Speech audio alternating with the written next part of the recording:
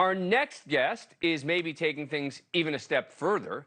He thinks there's an argument to be made that the law students associated with that letter should not be admitted to the bar, meaning that they should not be permitted to become lawyers at all. George Washington University law professor John Banzhaf joins me. He is a professor of public interest there. Thanks for joining us. Appreciate it. All right, so lay this out for us. What is the argument? The argument is very simple, that law students are held to a much higher standard.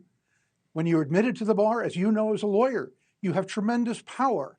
And as Spider-Man said, with great power goes great responsibility. Alone of all of the different graduates, we, law students, have to go through a character and fitness exam to make sure that when we are lawyers and we have this tremendous power to sue the government, to sue large corporations, to drag them into court, to require them to disclose all kinds of secret documents, to make them testify under oath, that we have the requisite character and fitness not to abuse it. And it seems to me that somebody who stands up and says, I sanction, I support the killing, the burning alive, the beheading of little children, no matter what the cause, no matter how strongly they believe in it, that says something about their character and fitness, and the committees on character and fitness should know about it and take it into account when these people apply to the bar. Now, that's what I'm trying to do. We did the same thing at Stanford. At Stanford, we went even further. We got judges to refuse to hire Stanford law graduates. We got the Texas Bar Association requires everybody applying to say whether or not they participated in certain activities. And the American Bar Association is looking into the accreditation standard and position of Stanford University. So let me ask you this. You're a big free speech advocate, right? The argument on the other side of this would be they're exercising their right of free speech. What do you make of that?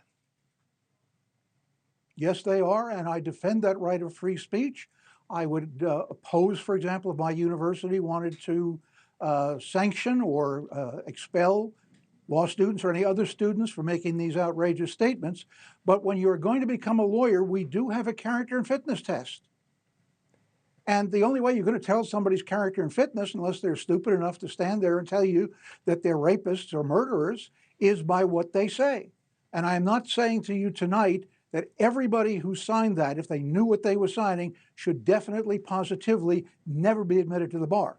What I think is fair is for the people who do make that judgment, who sit in judgment of hundreds of thousands of people who are going through the character and fitness procedure, they should know what these people said.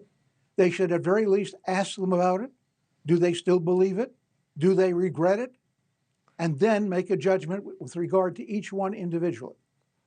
It's a fascinating argument I hadn't thought of until I read John Banzhaf's piece. Thank you so much for coming back on the program. Appreciate it.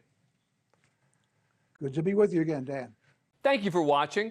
Go to newsnationnow.com to find NewsNation on your cable provider.